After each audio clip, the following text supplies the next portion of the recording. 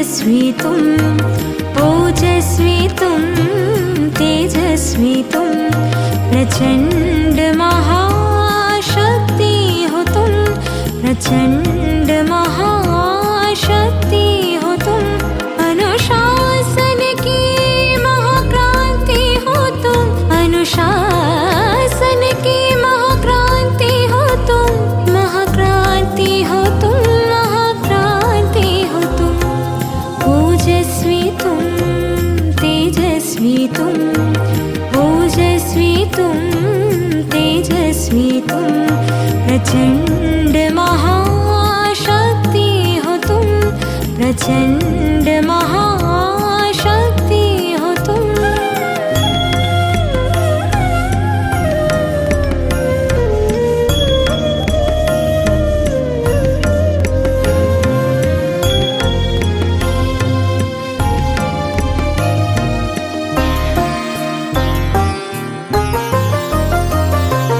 ज्वाला सी जलती मशाल हो तुम, आत्मोन्नति के पथ में बढ़ते चलो तुम, बढ़ते चलो अंधकार मिटाते चलो तुम।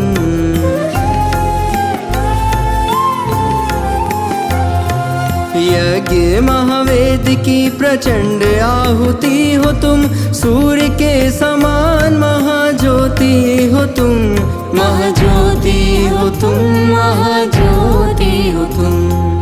ओजस्वितुं तेजस्वितुं ओजस्वितुं तेजस्वितुं प्रचण्ड महाशक्ति होतुं प्रचण्ड महाशक्ति होतुं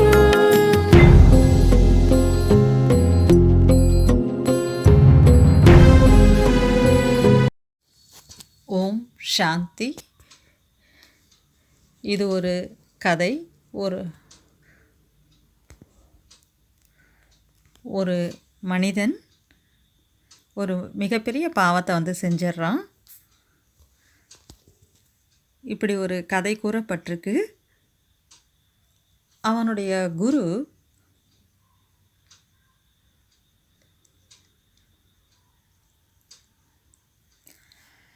அவனுக்கு ஒரு வார்த்தையை சொல்கிறாரு.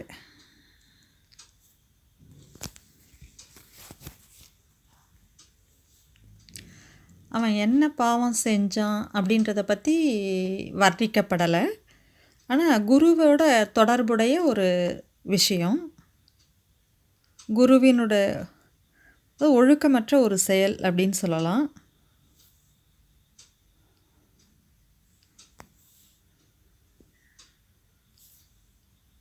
குருவினுடைய கட்டளையை வந்து மீறுவதால் அப்படிப்பட்ட ஒரு கதை.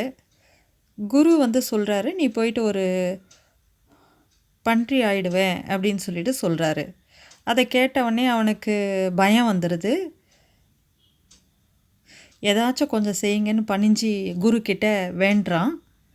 கொஞ்சம் பாவத்தை, அந்த சாபத்தை வந்து குறைச்சிருங்களேன் அப்படின்னு சொல்கிறான். ஏதாச்சும் கொஞ்சம் செய்யுங்களேன் அப்படின்னு கேட்குறான். சரி, நீ வந்து 6 மாதம் மனிதனாகவும் 6 மாதம் வந்து பன்றியாகவும் இரு அப்படின்னு சொல்கிறாரு. இதுதான் செய்யலாம், வேறு எந்த ஒரு அட்ஜஸ்ட்மெண்ட்டும் பண்ண முடியாது அப்படின்னு வந்து சொல்கிறாரு. அந்த மனுஷனுக்கு, அந்த ஆளுக்கு வீட்டுக்கு வரான். ஆனால் ரொம்ப துக்கமாகுது. நான் இது போல் எப்படி பன்னியாக வாழ்கிறது, பன்றியாக எப்படி வாழ்கிறது எனக்கு பிடிக்கலை. 6 மாதம் நான் மனிதனாகிறேன், 6 மாதம் இது போல் ஆகிறேன் அப்படின்னு ரொம்ப கஷ்டமாக இருக்கே அப்படின்னு வந்து ரொம்ப துக்கப்படுறான். அப்போ பையன்கிட்ட வந்து அவன் சொல்கிறான். அப்போ அவன் சொல்கிறான், நான் எப்போ பன்றி ஆயிடுறனோ அப்போ அவன் பையன்கிட்ட சொல்கிறான், என்னை கூட்டிகிட்டு போய் காட்டில் வந்து விட்டுடு. ஏன்னா நான் வந்து இந்த மாதிரியான ஒரு வாழ்க்கை ஒரு நிமிடம் கூட என்னால் வாழ முடியாது அப்படின்னு வந்து சொல்கிறான்.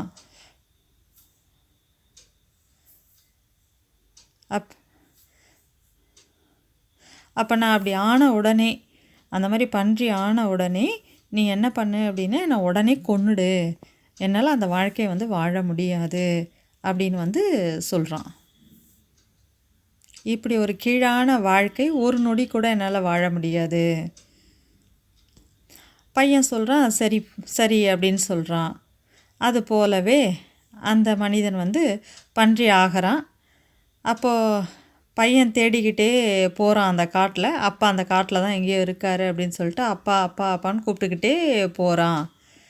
ஆனால் அந்த பன்றி வந்து கவனமே வந்து கொடுக்கல. அப்பா அவன் என்ன நினச்சிக்கிறான்னா, இவன் என்னோடய அப்பா இல்லை போல இருக்குது அப்படின்னு சொல்லி நினச்சிக்கிறான். அப்போ அவன் அதே போல் அப்பா அப்பா அப்பான்னு கூப்பிட்டுக்கிட்டே இருக்கான். 2 வருஷம் ஆயிடுது. ஆனால் அந்த பன்றி வந்து திரும்பி கூட பார்க்கல. ஒரு நாள் திடீர்னு பார்த்தோன்னா 2 வருஷத்துக்கு அப்புறமா சில பன்றிகள் ஒன்றாக இருக்குது, அழுக்கில் சேற்றில் இருக்குது.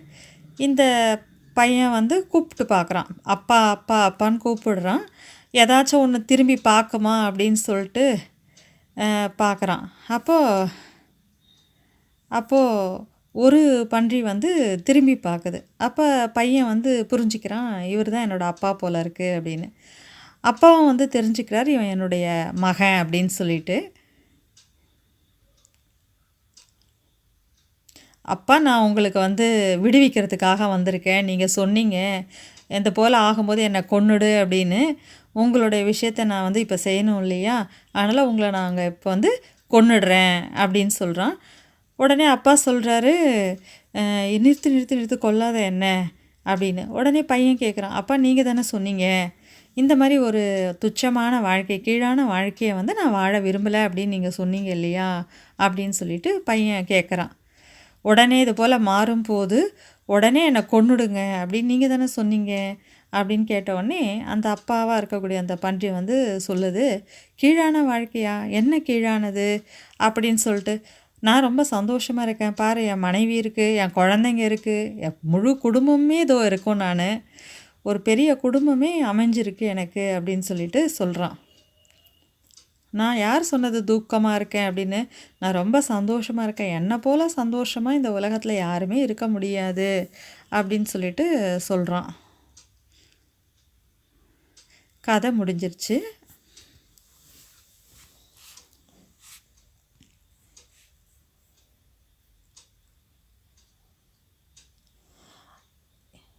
இது போல் அழுக்கில் வாழ்ந்து வாழ்ந்து மனிதர்கள் என்ன ஆயிட்டாங்க அப்படின்னா, அதுவே ஒரு பழக்கமாக மாறி வருகிறது. அந்த அழுக்கில் வாழ்வதே அவங்களுக்கு நல்லதாக தோணுது. அதுபோல் விகாரங்களில் வாழ்ந்து வாழ்ந்து அதுவே நல்லதாக மாறி அவங்க நினச்சிக்கிறாங்க, கத்துறாங்க. நான் வந்து இது போல் என்னை விடுவி விடுவி விடுவின்னு சொல்லிட்டு துன்பத்தில் இருக்கும்போது கத்துறாங்க. ஏற்கனவே கூட சொல்லியிருக்கோம் இல்லையா, 3 பறவைகளை பற்றி. அது எந்த ஒரு பறவை? அந்த 3 பறவையில் புத்திசாலியான, பலகீனமான, அப்பாவியான அந்த மாதிரியான பறவைகள் வந்து இருக்குதுன்னு நம்ம சொல்லியிருக்கோம் இல்லையா. புத்திசாலியான பறவை என்ன சொல்லுது? என்னை விடுவீங்க விடுவீங்கன்னு சொல்லுது. ஆனால் ஆசை இருக்குது, மரத்தினுடைய கிளையை வந்து பிடிச்சிக்கிட்டே இருக்குது.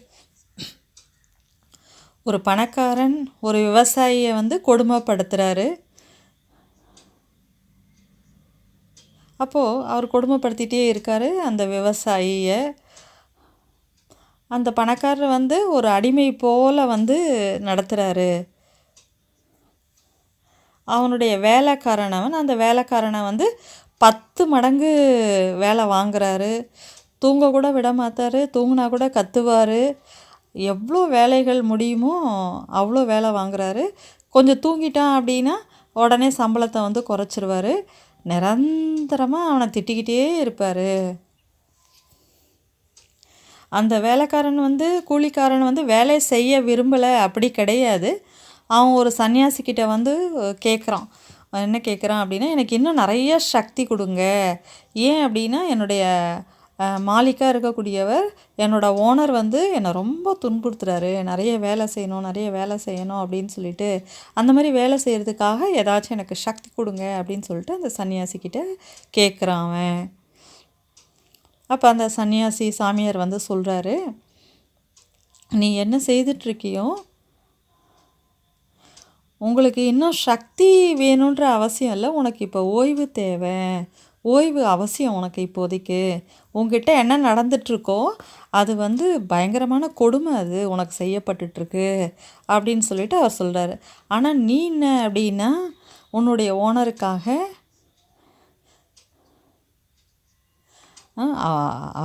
ஓனருடைய ஆசைன்னு கூட சொல்ல முடியாது, உன்னுடைய ஆசைன்னு சொல்லலாம். ஒன்று அவர் கட்டி போட்டெல்லாம் வச்சில்ல. ஆனால் நீ என்ன பண்ணுற, செய்யணும் செய்யணும் அப்படின்னு நினைக்கிற. ஏன்னா உனக்குள்ளே வந்து பயம் இருக்குது, இந்த வேலையை விட்டுட்டு போயிட்டா வேறு வேலை கிடைக்குமோ கிடைக்காதோ அப்படின்னு. ஏன்னா நீ அவன்கிட்ட இருக்கும்போது, அந்த ஓனர்கிட்ட இருக்கும்போது பாதுகாப்பாக நீ உணர்ற. அதனால் நீ நினைக்கிற வேறு இடத்துக்கு போக வேணாம், இங்கேயே இருக்கலாம் அப்படின்னு சொல்லிட்டு நீ நினைக்கிற.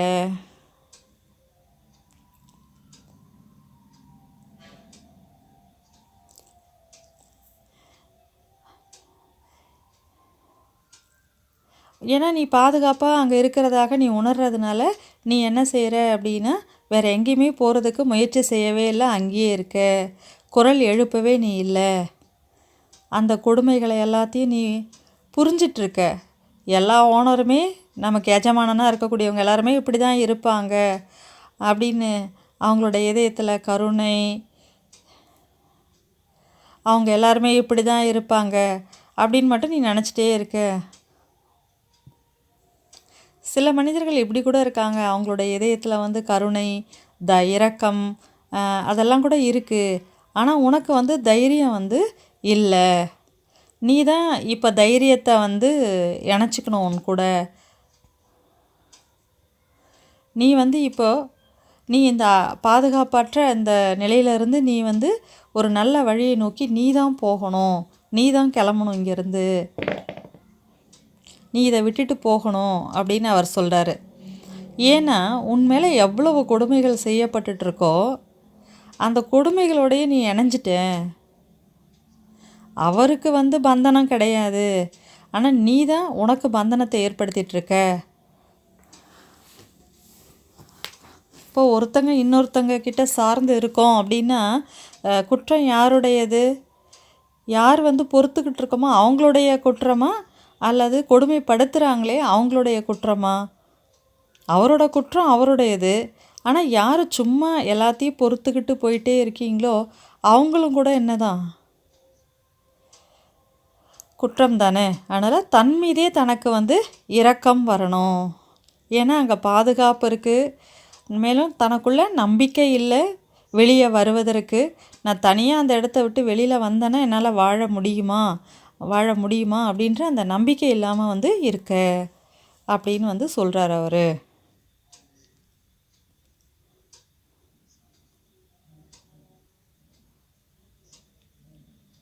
பந்தனம் அப்படின்றது நம்மளாக உருவாக்கிக்கிறது தான், நம்ம தான் உருவாக்கிக்கிறோம். நம்முடைய பந்தனத்தினுடைய தந்தை நம்ம தான். நம்மளே நம்ம பந்தனங்கள் என்ன பண்ணிகிட்ருக்குறோம், உருவாக்கிட்டுருக்குறோம். நம்முடைய வம்சாவளி தான் அது, நம்முடைய படைப்பு தான் அது, நம்முடைய படைப்பு தான், நம்முடைய வம்சம்தான் அது. அப்போ மற்றவங்க என்ன செய்ய முடியும்? நீங்கள் விட்டால் தானே அதை விட முடியும். நீங்கள் தானே பிடிச்சிட்ருக்கீங்க, அப்போ நீங்கள் தானே விடணும்.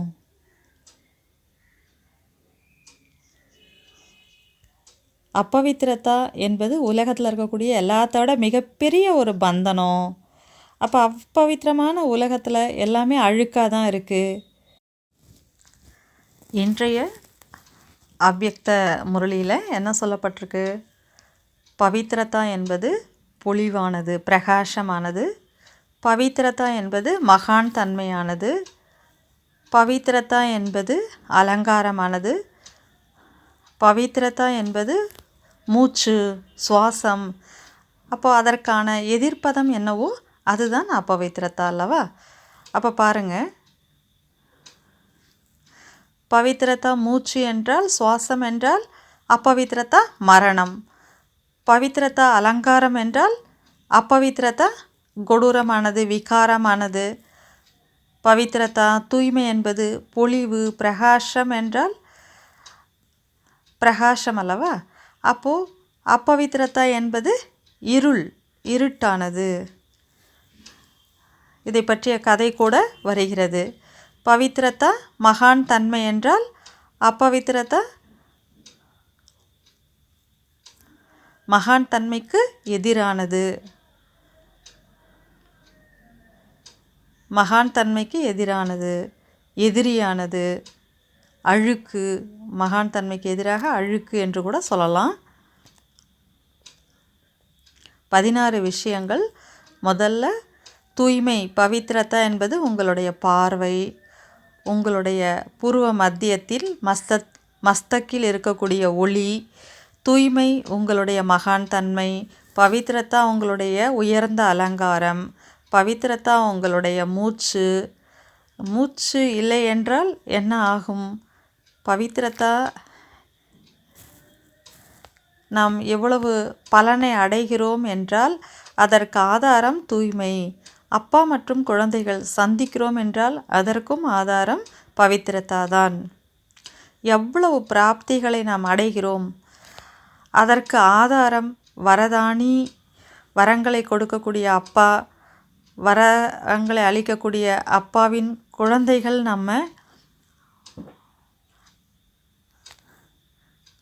அது அனைத்துக்குமே நாம் கம்பைண்டாக இருக்கோம். வரங்களை கொடுக்கக்கூடிய வள்ளல் மற்றும் வரங்களை பெறக்கூடிய குழந்தைகள் நம்ம 2 பேரும் இணைந்து இருக்கிறோம் அப்படின்னா, பாபாவுடைய குடை நிழலுக்கு கீழே இருக்கோம் அப்படின்னா அதுக்கு ஆதாரம் பவித்ரதா. சர்வசக்திவான் பாபா எங்கே இருக்காரோ அங்கே அபவித்ரதா என்பது வரவே முடியாது, இருக்க முடியாது, கனவுல கூட வராது. அதனால் பவித்ரதா என்பது மங்களத்தினுடைய, சுமங்கலியினுடைய அடையாளம், அதிர்ஷ்டத்தின் அடையாளம். தூய்மைதான் வாழ்க்கை, தூய்மைதான் நம்மளுடைய அனாதி சொரூபம். பவித்ரதா தான் நம்முடைய விசேஷத்தன்மை. இதை பற்றி பாபா இன்று 4 விஷயங்களை நமக்கு சொல்லியிருக்கிறாரு. என்ன அப்படின்னா,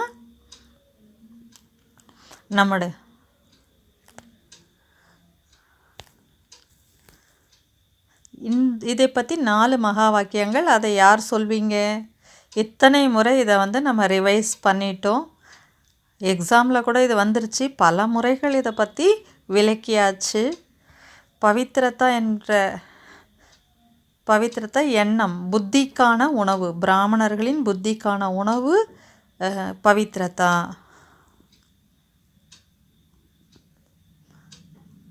பாருங்க, பவித்ரதா என்பது தூய்மையான பார்வை, கண்களின் டேஷ்.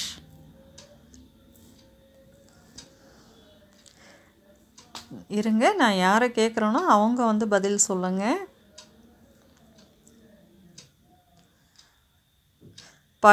தூய்மை, பவித்திரமான பார்வை அப்படின்றது பல முறை சொல்லியாச்சு.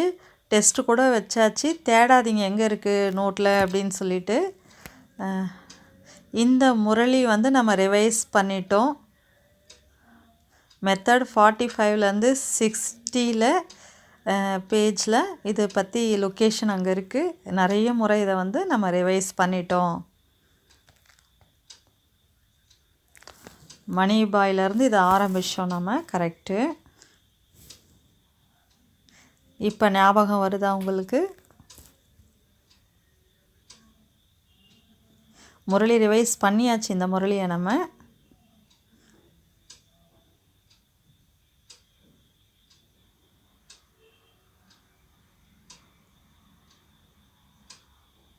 சாதனை, ஒவ்வொரு நொடியும் சாதனை செய்யணும்.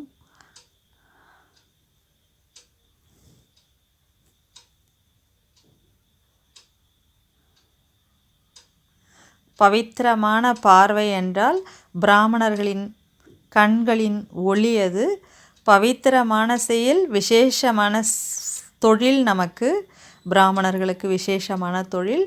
பவித்ரதா என்பது சம்பர்க்கத்தில் பிராமணர்களின் வாழ்க்கையினுடைய மரியாதை. ஞாபகம் வருதா? இப்போது 4 மகா வாக்கியங்கள் முதல்ல இருந்தே ஞாபகப்படுத்தியிருக்கோம். முதல்லேருந்தே ஞாபகம் இருக்குன்னா ஓகே, நல்லது தான். திரும்பவும் இப்போ ரிப்பீட் பண்ணுறோம். பவித்திர திருஷ்டி என்பது பிராமணர்களின் கண்களின் ஒளி. பவித்திரமான எண்ணங்கள் பிராமணர்களின் புத்தியினுடைய உணவு. பவித்திரமான கர்மம் பிராமணர்களின் வாழ்க்கையின் தொழில். பவித்திரமான சம்பந்தம், தொடர்பு, பிராமண வாழ்க்கையினுடைய மரியாதை, இந்த 4 விசேஷத்தன்மைகள் இருக்கிறது. பவித்ரதா என்பது நமக்கு கிடைத்துள்ள வரதானம். வரமாக கிடைத்திருக்கிறது என்றால் அதுக்கு வந்து நம்ம கஷ்டப்படணுன்ற அவசியம் வந்து கிடையாது. எளிதாக பயன்படுத்தலாம். முதல்ல சுய தேசம், சொரூபம், நல்ல செயல், பவித்திரமான கர்மம் தான் நல்ல கர்மம், பவித்திரமான தர்மம், பவித்திரமான தேசம், பவித்திரமான சொரூபம் எல்லாமே அதில் வந்துடுது. பவித்ரதாவினுடைய சோமான் என்ன? நானே ஒரு பரம்பவித்ர ஆத்மா. கடைசி பாயிண்ட் வந்து நேச்சுரல் பியூரிட்டி. ஒரு பாபாவை தவிர எனக்கு வேறு யாரும் இல்லை. இது பார்த்தோம் அப்படின்னா உண்மையான தூய்மை இது தான். 16 ஆயிடுச்சு இல்லையா?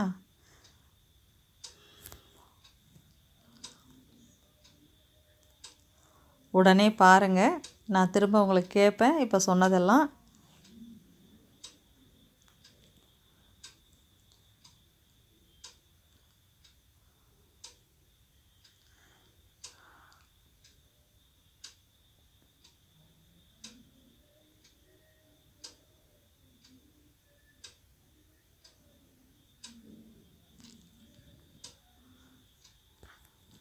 பதினாறு பாயிண்ட்ஸ் வந்து சொல்லிட்டாரு, போர்டில் எழுதப்பட்டிருந்தது. இப்போது கீழே இருந்து மேலே வரைக்கும் ஒவ்வொருத்தராக வந்து சொல்லுங்கள். படித்து சொல்லக்கூடாது, எழுதி வச்சுருக்கிறத பார்க்காம சொல்லணும். 8வது நம்பரில் என்ன இருக்குது?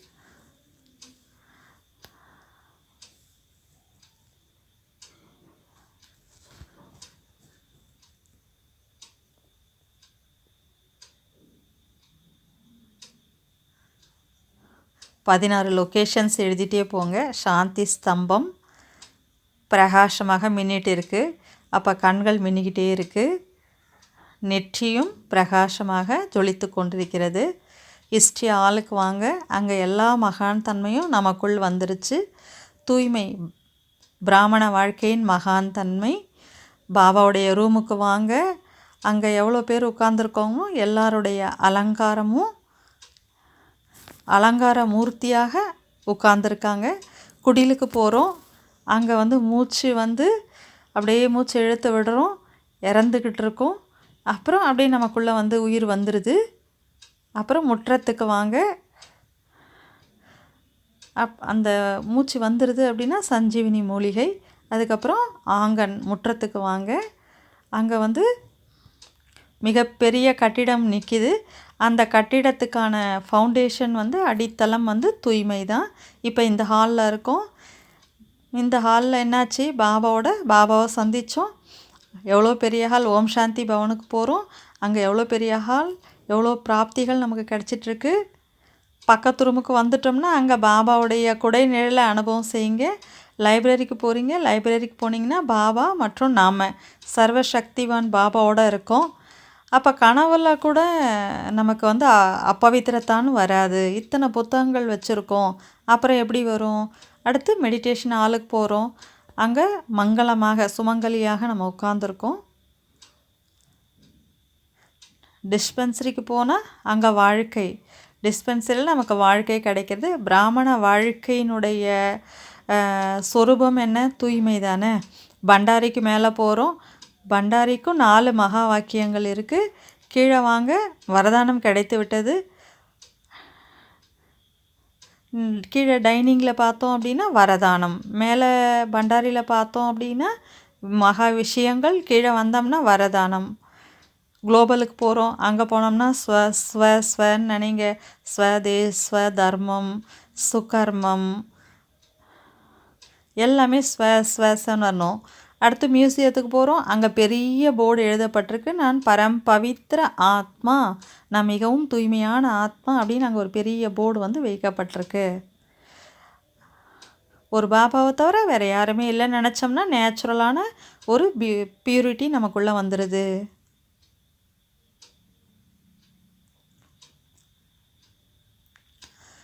நம்பர்ஸ் கிடச்ச உடனே நீங்கள் என்ன பண்ணுங்கள், எந்தெந்த லொக்கேஷனில் போடணும் அப்படின்னு சொல்லிட்டு போட்டுக்கோங்க. ஸ்டோரி செய்யலாமா ஞாபகம் வச்சுக்கிறதுக்கு? இல்லை எதுவும் ஞாபகம் இல்லையா? ஈஸியான முயற்சி தான் நம்ம செய்யணும். எதுக்கும் கடின உழைப்பு அப்படின்றது நமக்கு தேவையில்லை இல்லையா? நம்ம கஷ்டப்படக்கூடாது. ஏன்னா நமக்கு வரதானம் வந்து பாபா வந்து கொடுத்துருக்காரு இல்லையா? இதுதான் பியூரிட்டினுடைய முரளி. இப்போ நாம் என்ன செய்யணும்? எல்லாத்தோட முதல் வேலை என்ன? இந்த முரளியிலேருந்து இயற்கையில் வந்து நேச்சராக நம்ம வாக் பண்ணணும். நேச்சரில் பாருங்கள் என்னென்ன பொருட்கள் இருக்குது, சம்பூர்ண சுத்தமாக இருக்குது, அப்படி அன்டச்சாக எல்லாமே இருக்குது. மனிதர்கள் எதை தொடலையோ அந்த ஒரு சூழல், அந்த மாதிரி இயற்கையில் வந்து பாருங்கள்.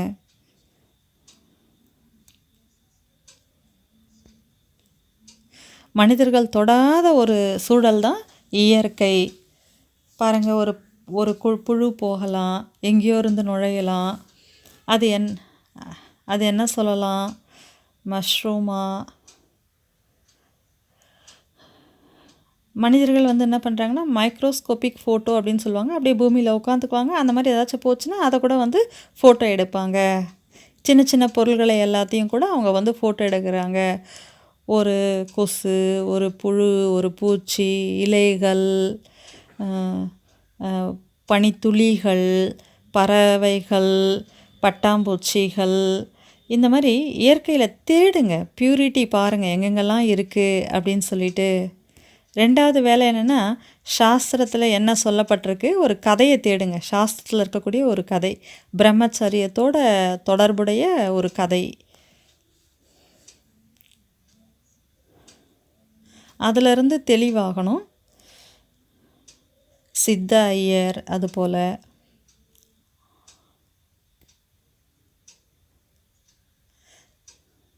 அதாவது சவுத்தில் வந்து சிவனை வந்து கடவுள் அப்படின்னு ஏற்றுட்டு வழிபடுறவங்களுக்கு வந்து லிங்காயத் அப்படின்னு வந்து சொல்லுவாங்க. அவருடைய அந்த மாதிரி அந்த ஐயர் அவரோட கதைகள் நிறைய இருக்குது. நம்மக்கிட்ட கூட அதை பற்றி ஒரு புக்கு இருந்தது. லிங்காயத் பற்றி பல கதைகள் அதில் வந்து இருக்குது. எல்லாமே தூய்மை பிரம்மச்சரியத்தோட அடிப்படையில் தான் இருக்குது. அதில் ஒரு மனிதர் இருப்பார், அவரோட பேர் வந்து மறந்துட்டு நாளைக்கு சொல்லலாம். அவர் ஒரு வேஷ்யாவுடைய அன்பில் வந்து மாட்டிப்பார். அதுக்கப்புறம் ரொம்ப வந்து வருத்தப்படுவார். நான் இதுக்கப்புறம் வந்து கையே வைக்க மாட்டேன், தொடவே மாட்டேன், மனைவியை வந்து தொட மாட்டேன் அப்படின்னு சொல்லிட்டு நினைப்பார். அதே போல் தன்னுடைய மனைவி மீதையும் தொடமாட்டார். பிறகு பகவான் அவரே வருவார், சிவன் அவரே வரார் அவரை சோதிக்கிறதுக்காக. அப்போ அங்கே வந்து அவர் வந்து ஒரு பொய் சொல்கிறார் அவங்ககிட்ட. பக்கத்து வீட்டுக்காரங்க ஏதோ ஒரு பொருள் வந்து கொடுத்துட்டு போவாங்க. அந்த பொருள் அவரோட கையில் இருக்கும். அதை வந்து அவர் என்ன சொல்வார்னா, நீ இந்த பொருளை திருடிட்ட அப்படின்னு சொல்லுவாங்க. நான் திருடலை அப்படின்னு. அப்போ வந்து நீ வந்து இதை வந்து திருடலை அப்படின்னா என்ன சொல்வார் அப்படின்னா, அவர் நீ உன்னோட மனைவியோட கையை பிடிச்சிட்டு அந்த நதியில் வந்து நீ மூழ்கி எழுந்துரு. அப்படி நீ மூழ்கி எழுந்துச்சிட்ட அப்படின்னா நான் ஒத்துக்கிறேன். ஏன்னா அவர் கையை பிடிக்க மாட்டார் இல்லையா? அப்போ அவர் கை தொட மாட்டார் இல்லையா? அப்போ அவர் என்ன பண்ணுவார், ஒரு கொம்பு எடுத்து, ஒரு சின்ன குச்சி எடுத்து, ஒரு பக்கம் அவங்க ஒய்ஃபும் பிடிச்சிக்குவாங்க, இன்னொரு பக்கம் இவர் பிடிச்சிக்கிட்டு என்ன பண்ணுவாங்க அப்படின்னா தண்ணியில் மூழ்கி வந்து எழுப்பாங்க. யார் வந்து இவரை சோதிக்கிறதுக்காக வந்தாரோ, அந்த பழி சுமத்தினாரோ, அவர் யார் அப்படின்னா சாக்ஷாத் சிவனே வந்து வந்திருப்பார். இதுபோல் பல கதைகள் வந்து சாஸ்திரங்களில் பிரம்மச்சரியத்தை பற்றி இருக்குது, தூய்மையை பற்றி இருக்குது.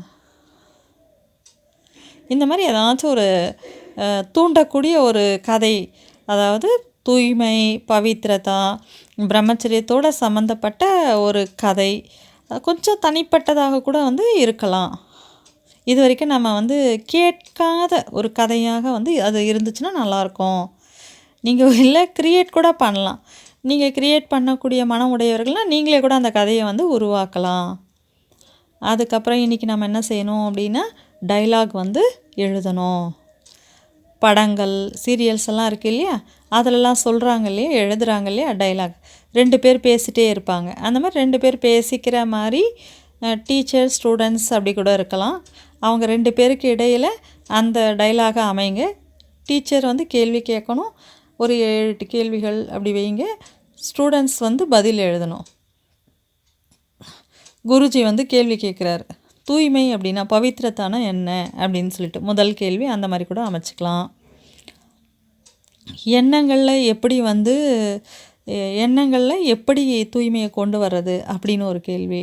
மூணாவதாக வந்து ஆன்மீக முன்னேற்றத்துக்காக பவித்திரத்தை அவசியமா. நாலாவது தூய்மை வந்து உறவுகளை வந்து மாற்றுமா அப்படின்னு. அஞ்சாவது வந்து அஞ்சாவது வந்து ஒரு நல்ல ஒரு சூழ்நிலையை வந்து எப்படி வந்து நம்ம உருவாக்கி வைக்க முடியும் அப்படின்னு சொல்லிட்டு. ஆறாவது வந்து ஆன்மீகத்தில் தூய்மையை பிரம்மச்சரியம் அல்லது பவித்திரத்தாவை கடைப்பிடிக்கணும்னு சொல்கிறோம், அதனுடைய மகத்துவம் என்ன அப்படின்னு. ஏழாவது பவித்திரத்தாவில் எல்லாத்தோட பெரிய தடை வந்து என்ன, பெரிய தடை என்ன வருது. எட்டாவது பவித்திரத்தா உலகத்தை எப்படி வந்து கவர்ந்து இழுக்கும் அல்லது தன்னுடைய தாக்கத்தை வந்து ஏற்படுத்தும் அப்படின்னு. இந்த 8 கேள்விகள் வந்து ஸ்டூடெண்ட்ஸ் வந்து டீச்சரை கேட்குற மாதிரி என்ன பண்ணணும், இந்த கேள்விகளை வந்து அமைக்கணும். நீங்கள் வந்து டீச்சராக இருந்து அதற்கான பதிலை கொடுக்கணும். இந்த கேள்விக்கான பதில் என்ன அப்படின்னு டைலாக் வந்து அமைக்கணும். லாஸ்ட் நாம் என்ன செய்ய போகிறோம் அப்படின்னா, நான் பவித்திர ஆத்மா என்பதை ஒரு கிராஃபிக் மாதிரி போடணும். நல்ல வார்த்தைகளில் எழுதணும். அதை வந்து ரொம்ப அழகான ஒரு ஸ்டைலில் அந்த வார்த்தையை வந்து நீங்கள் எழுதணும். என்னென்னா, நான் பவித்திர ஆத்மா அப்படிங்கிறத அழகாக ஒரு ஸ்டைலாக நீங்கள் வந்து எழுதணும். முரளி வந்து ஜனவரி மாதம் 6ஆம் தேதி 82வது வருடத்தினுடைய முரளி. இது முதல் வேலை நேச்சர் வாக், இயற்கையாக வாக் பண்ணும். ரெண்டாவது நம்மளை இன்ஸ்பயர் பண்ணுற மாதிரியான ஒரு ஸ்டோரியை வந்து தூய்மையோடு ஒத்து போகக்கூடிய பிரம்மச்சரியத்தை பற்றிய ஒரு கதையாக இருக்கணும், அதை தேடுங்க. மூணாவது வேலை என்ன அப்படின்னா, டைலாக் ரைட்டிங், கேள்வி கேட்டு அதுக்கு பதில் கொடுக்குற மாதிரி. அதுக்கப்புறம் கிராஃபி, அதாவது அழகாக எழுதல், ஸ்டைலாக அழகாக எழுதுறது, அதை எழுதணும். அடுத்தது முரளியில் வந்து சத்குரு, ஹோலி ஹன்ஸு,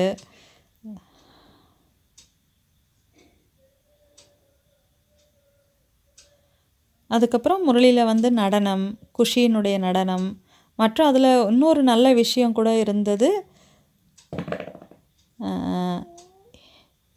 ஆன்மீகமான ஒரு பார்கெயின் பண்ணுற மாதிரி, அதாவது ஒரு வியாபாரம், அதாவது ஒரு பார்கெயின் பண்ணிவிட்டு அந்த பொருளை வந்து நீங்கள் வாங்கிக்கிறீங்க. எந்த பொருள் நீங்கள் எடுத்துக்கிட்டீங்க, எந்த பொருள் நீங்கள் வாங்கிக்கிட்டீங்க எடுத்துக்கிட்டீங்க, வள்ளலையே நீங்கள் என்ன பண்ணிக்கிட்டீங்க, வஸ்துவினுடைய அந்த பொருளை கொடுக்கக்கூடிய வள்ளலையே நீங்கள் எடுத்துக்கிட்டீங்க.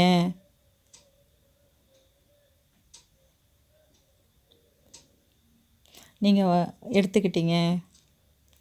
இன்னொரு முரளியில் வந்து என்ன இருக்குது அப்படின்னா, மண்மனாபாவம் இருக்குது, இந்த சப்தம் வந்திருக்கு. இதை பற்றி கூட முன்னாடி சொல்லியிருக்கோம். கீதையில் 2 முறை இந்த வார்த்தை வந்திருக்கு அப்படின்னு சொல்லிட்டு. ஒன்று 9வது அத்தியாயத்தில் வந்திருக்கு, இன்னொன்று வந்து 18வது அத்தியாயத்தில் வந்து வந்திருக்கு. ஆனால் ரெண்டுத்துலேயுமே வித்தியாசம் இருக்குது. 18வது அத்தியாயத்தில் ஒரு உறுதிமொழி எடுப்பதோடு சம்மந்தப்பட்டு இணைஞ்சிருக்கு. நீ என்னுடைய 9வது அத்தியாயத்தில் பார்த்தீங்க அப்படின்னா 34 ஸ்லோகன்ஸ் இருக்குது.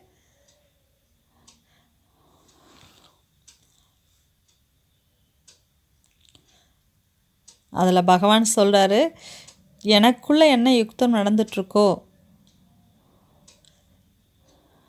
எனக்கு கிடைக்கும், எனக்குள்ளே என்ன பாராயணம் நான் செய்கிறேனோ அது எனக்கு கிடைக்கும் அப்படின்னு அதோட அர்த்தங்கள் வந்து வருது அந்த 34 ஸ்லோகன்ஸில் வந்து.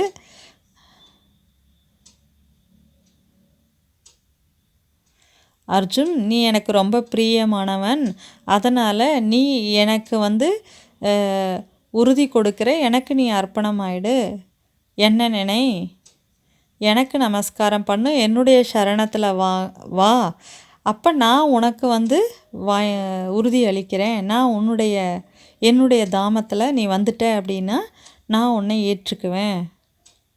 ஏன்னா நீ எனக்கு ரொம்ப ரொம்ப பிரியமானவர். சத்தியமாக இருக்கட்டும், அசத்தியமாக இருக்கட்டும்,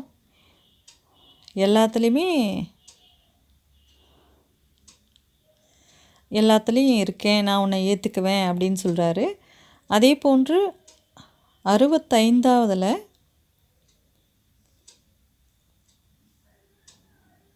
இந்த மாதிரி 2 அத்தியாயங்களில் 9ஆவதுலேயும் 18ஆவதுலேயும் இந்த மன்மனாபவ என்ற வார்த்தையை பற்றிய விஷயங்கள் வருகிறது. ஆனால் பாபா இந்த வார்த்தையை வந்து ரைட்டு, லெஃப்ட்டு, சென்டர் இப்படி எல்லா இடங்கள்லேயும் இந்த மன்மனாபவன்ற வார்த்தையை வந்து பாபா பயன்படுத்தியிருக்காரு.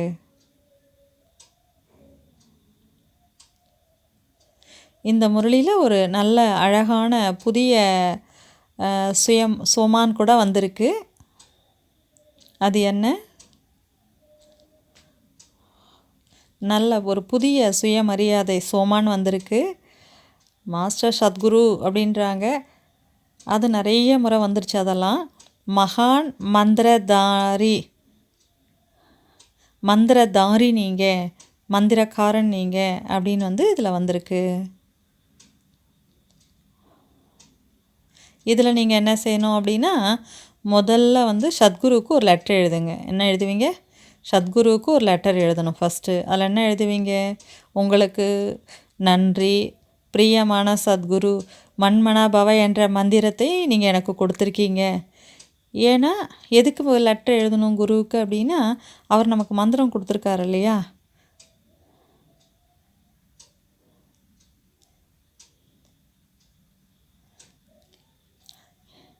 இந்த மந்திரம் வந்து நம்மளுடைய மனதை நிலையாக வைத்து கொள்வதற்கும், நல்ல ஒரு நிலையை நோக்கி அமைதியாக வைத்து கொள்வதற்கும், நல்ல உறுதியான நிலையில் இருக்கிறதுக்கும் இந்த மந்திரம் நமக்கு உதவியாக இருந்திருக்கு.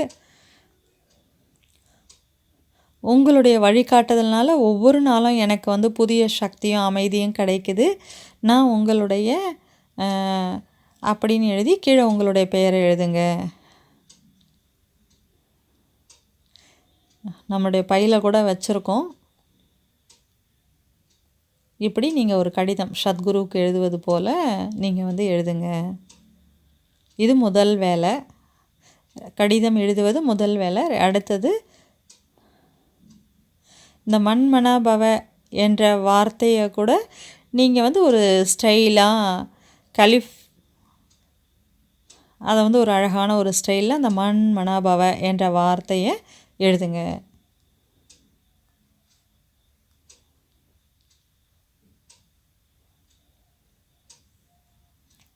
எனவே இன்றைக்கி முரளியிலிருந்து இதுதான் நம்ம செய்ய வேண்டிய வேலை.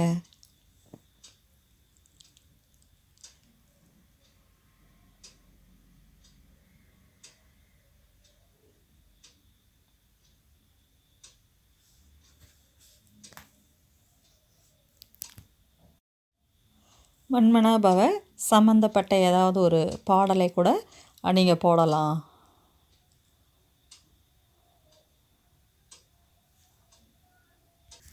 அடுத்து ஒரு ஆக்டிவிட்டி நம்ம செய்ய போகிறோம். ஓம் சாந்தி. இன்றைய முரளியில் வந்து பாபா ரொம்ப நல்ல பல விஷயங்களை வந்து சொல்லியிருக்காரு. இது ஒரு ஆக்டிவிட்டி மெத்தடில் வந்து நம்ம செய்யலாம். எல்லார் கையிலையும் இப்போ ஒரு பேப்பர் கிடச்சிருக்கு இல்லையா, எதையும் அதில் நீங்கள் எழுத வேண்டாம்.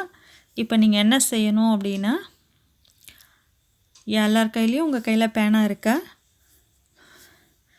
பென் இல்லை அப்படின்னா பென் அரேஞ்ச் பண்ணுங்கள்.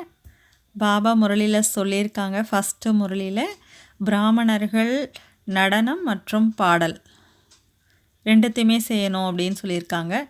இப்போ சகோதரர் சொன்னார் இல்லையா 16 விஷயங்கள், அதையும் கூட வந்து அதை வந்து நீங்கள் இப்போ முதல்ல என்ன செய்யணும் அப்படின்னா, எல்லோரும் உங்கள் கையில் இருக்கக்கூடிய பேப்பரை எடுத்து உங்கள் தலை மீது வைங்க. தலை மேலே வச்சுட்டு கண்களை மூடிக்கோங்க, கையை எடுத்துருங்க. தலை மேலே பேப்பரை வச்சுட்டு கண்களை மூடிக்கோங்க, பேப்பரை விட்டுருங்க, கையை எடுத்துருங்க. வெறுமனே பேப்பர் மட்டும் தலையில் இருக்கட்டும். இப்போ கண்களை திறங்க. பேப்பர் உங்களுடைய கவனத்தில் இருந்ததா இல்லை வேறு எதனா விஷயங்கள் கவனத்தில் வந்ததா? இப்போ கையில் திரும்ப பேப்பரை எடுத்துக்கோங்க. இப்போ ஒரு கையில் பேப்பர், இன்னொரு கையில் பேனா. இப்போ நீங்கள் என்ன செய்யணும் அப்படின்னா, நான் என்ன சொல்கிறேனோ அதை நீங்கள் எழுதணும். ஆனால் எப்படி எழுதணும் அப்படின்னா, பேப்பரை தலையில் வச்சுக்கோங்க. பேப்பரை தலையில் வச்சுக்கிட்டே தலை மேலே இருக்கக்கூடிய பேப்பர் மேலே இப்போ சொல்கிறத எழுதணும். தலையில் எழுதுறதில்ல, தலை மேலே பேப்பர் இருக்கு இல்லையா, பேப்பரை தலை மேலே வச்சுக்கிட்டே எழுதணும். என்னென்னா அதை கூடவே நீங்கள் டான்ஸ் ஆடணும். இங்கே பாட்டு போடப்படும்.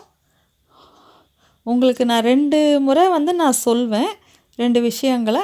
அதை நீங்கள் எழுதணும். டான்ஸ் எப்படின்னா, பாபா சொல்லியிருக்கார் இல்லையா, முன்னாடி பின்னாடி எப்படி சொல்லி காட்டுறோமோ அது போல். பாம்பு டான்ஸில் தலையை ஆட்டக்கூடாது, முழு பாடியையும் உடலையும் நீங்கள் அசைக்கணும். அந்த மாதிரி நடனம். தலை மேலே வேறு எதுவும் பிடிச்சிக்கிறதுக்காக வேறு எதுவும் வைக்கக்கூடாது. இப்போ நம்ம உங்களுக்கு சொல்கிறோம். தலையில் சுமை இருந்ததுன்னா அதனுடைய அனுபவம் எப்படி இருக்கும் அப்படின்னு உங்கள் எல்லாருக்குமே தெரியும் இல்லையா. தலையில் ஒரு சுமை வச்சுருந்தோம்னா. இப்போ நம்ம ஸ்டார்ட் பண்ணலாம், எழுத ஆரம்பிக்கலாம். பிரகாசம், பொலிவு. தலை மேலே பேப்பரை வச்சுக்கிட்டே நடனம் ஆடிக்கொண்டே நீங்கள் என்ன பண்ணணும், பேப்பர் மேலே எழுதணும். மகான் தன்மை எழுதுங்க, மகான் தன்மை எழுதுங்க. அலங்காரம் நீங்கள் டான்ஸ் ஆடிக்கொண்டே எழுதணும். அன்னப்பறவைகள், நீங்கள் நடனம் ஆடக்கூடிய அன்னப்பறவைகள். அடுத்து தூய்மை எழுதுங்க. பிராப்திகள் எழுதுங்க. தூய்மை, பவித்ரதா தலை மேலே வச்சுக்கிட்டே எழுதணும், நடனம் ஆடிக்கிட்டே இருக்கணும். பிராப்திகள், வரதானம், மதுரதா, சுயமரியாதைகள். பேப்பர் ஃபுல்லாக ஆயிடுச்சுன்னு நினச்சிங்கன்னா நீங்கள் திருப்பிக்கலாம். இயற்கையான தூய்மை, இயற்கையான தூய்மை. அப்படியே எழுதக்கூடாது, உடம்பை அசைச்சு நடனம் ஆடிக்கிட்டே எழுதணும். விசேஷத்தன்மைகள். நல்லது. ஓம் சாந்தி.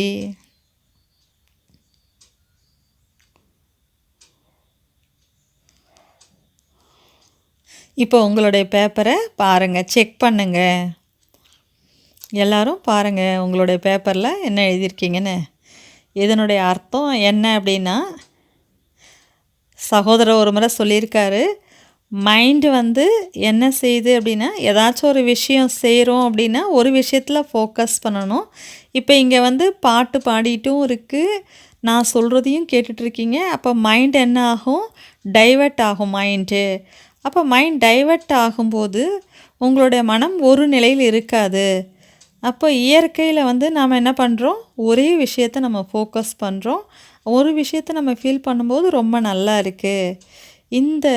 இது ஒரு ஆக்டிவிட்டி செஞ்சோம்.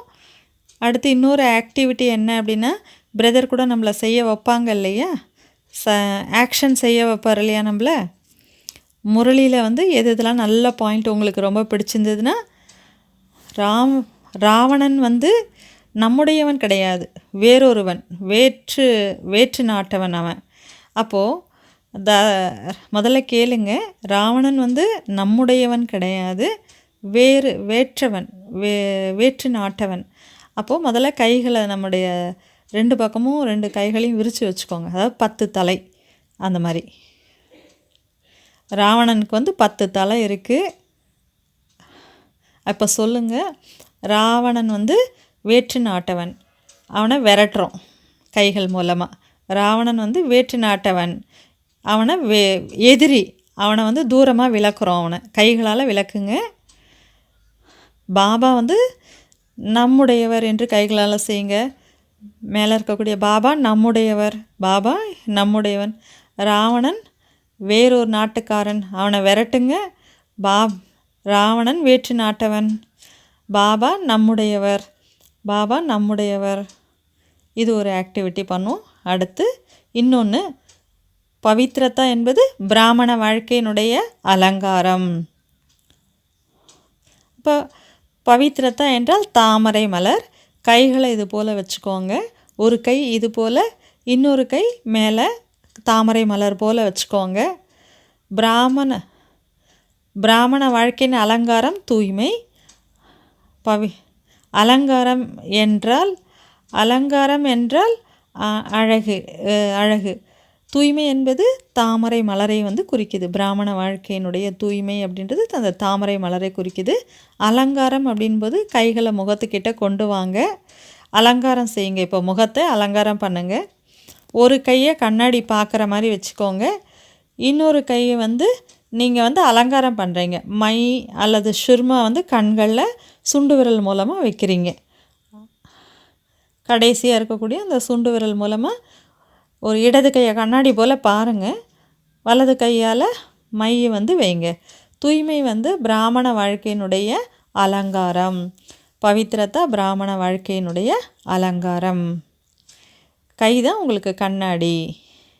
இது போல் நிறைய விஷயங்கள் இருக்குது. பவித்திரமான எண்ணம். பிராமண வாழ்க்கையினுடைய உணவு பவித்ரதா தான்.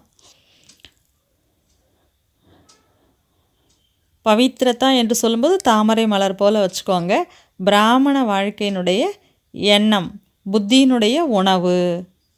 அப்போ நம்முடைய கைகளை ஆத்மா இருக்கக்கூடிய இடத்துக்கு கொண்டு போங்க. வாய்க்கான உணவு இல்லை, இது புத்திக்கான உணவு. இந்த மாதிரி சிந்தனை செய்யணும். நல்லது. ஓம் சாந்தி.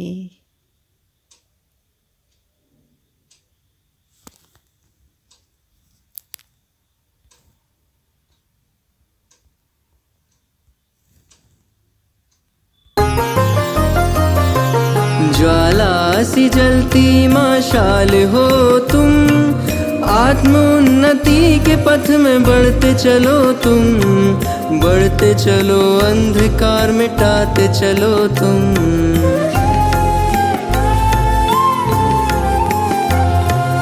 यज्ञ महावेद की प्रचंड आहुति हो तुम, सूर्य के समान महाज्योति हो तुम, महाज्योति हो तुम, महाज्योति हो तुम। ओजस्वी तुम, तेजस्वी तुम, ओजस्वी तुम, तेजस्वी तुम, प्रचंड महाशक्ति हो तुम, प्रचंड महाशक्ति हो तुम।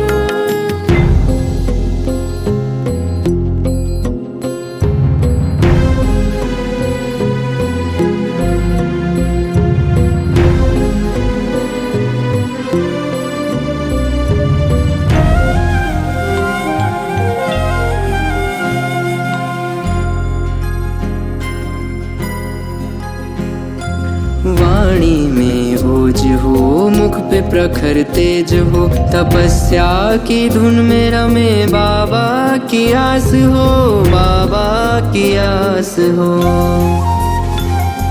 श्वासों में प्राण हो, अव्यक्त एक आह्वान हो, मुरली की तान का अनंत शंखनाद हो।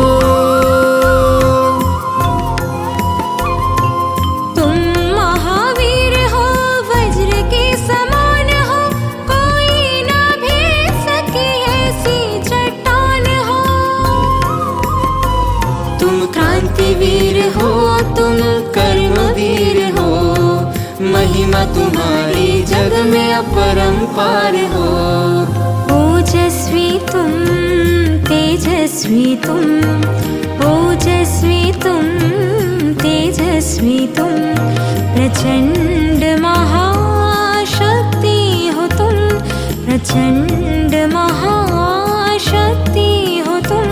अनुशासन की महाक्रांति हो तुम, अनुशासन की महाक्रांति हो तुम, महाक्रांति हो तुम, महाक्रांति हो तुम। ओजस्वी तुम, तेजस्वी तुम, ओजस्वी तुम, तेजस्वी तुम, प्रचंड महाशक्ति हो तुम, प्रचण्ड